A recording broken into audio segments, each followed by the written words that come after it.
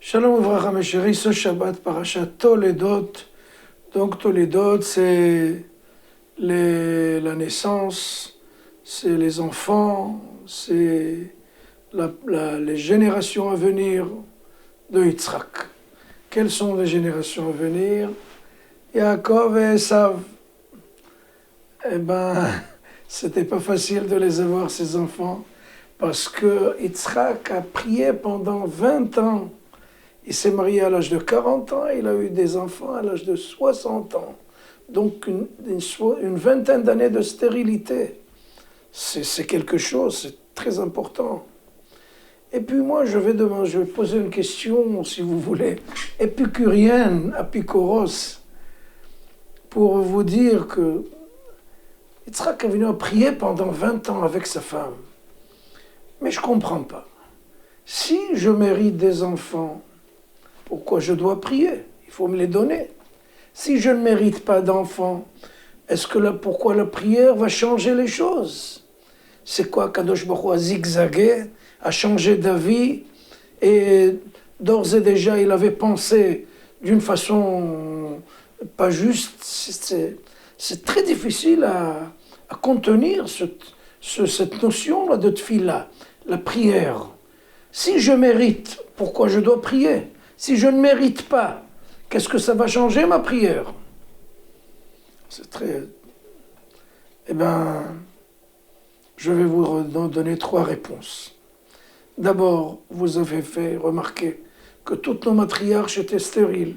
Sarah, Rivka dans notre paracha, et par la suite, Léa, Rachel, elles ont tous des problèmes de stérilité.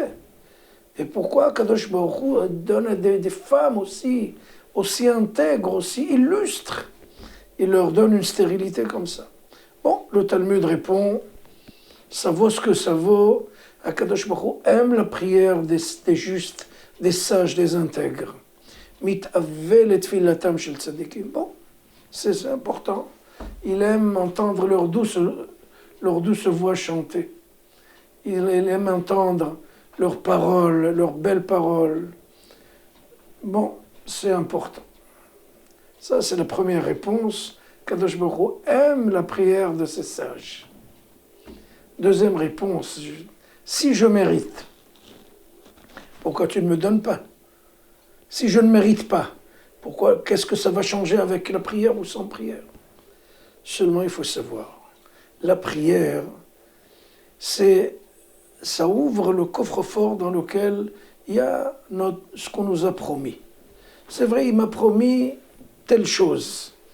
Seulement, pour ouvrir ce coffre-fort, c'est pour trouver le code. Pour ouvrir le coffre-fort, il faut prier. Et donc, cette prière, elle va permettre de ce qui était enfoui dans le coffre-fort de sortir. Donc, c'est une chose qui était chose due. C'est vrai, on nous l'avait promis, mais pour la prendre, il faut demander. C'est comme si on arrive à la banque et on a de l'argent de la banque, il faut demander à celui qui est au caissier, s'il vous plaît, est-ce que vous pouvez me donner mon argent? C'est ton argent, il est là, il est pour toi, mais il faut demander. Troisième chose, je dirais ça d'une façon plus forte. Quelqu'un qui est à Chas v'Shalom, il est passible de mort. Akadosh Baruch Hu a décidé, il va mourir. Et là, il va prier. Donc, Akadosh Baruch Hu va changer d'avis. Il avait déjà décidé une décision pas très bien réfléchie, Chas v'Shalom. Ça veut dire quoi? Kadosh Baruch Hu a décidé que cet homme est passible de mort. Il est passible de mort. Qu'est-ce que ça va changer la tefila? Et si ça va changer, donc Kadosh Baruch Hu, il a zigzagué. Il reste pas dans sa décision. C'est grave. Réponse. Quand je prie, je ne suis plus la même personne que j'étais avant la prière. Maintenant, je suis Shlomo Azoelos plus X. Avant la prière, j'étais Shlomo Azoelos. Donc, Chas v'Shalom, avec ce nom-là, avec cette identité-là, l'homme était, chas v'shalom, passible de quelque chose de difficile.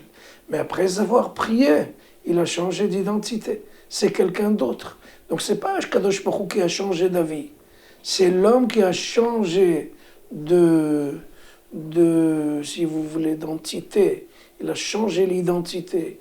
Il a changé sa manière de vivre et c'est quelqu'un d'autre. C'est un homme tout neuf. Et sur cet homme-là, il n'y avait pas eu cette xéra, chas v'shalom, pour lui faire du mal, mais c'est quelqu'un de tout neuf. Et Zat Hashem, que nos prières soient exaucées. Shabbat Shalom.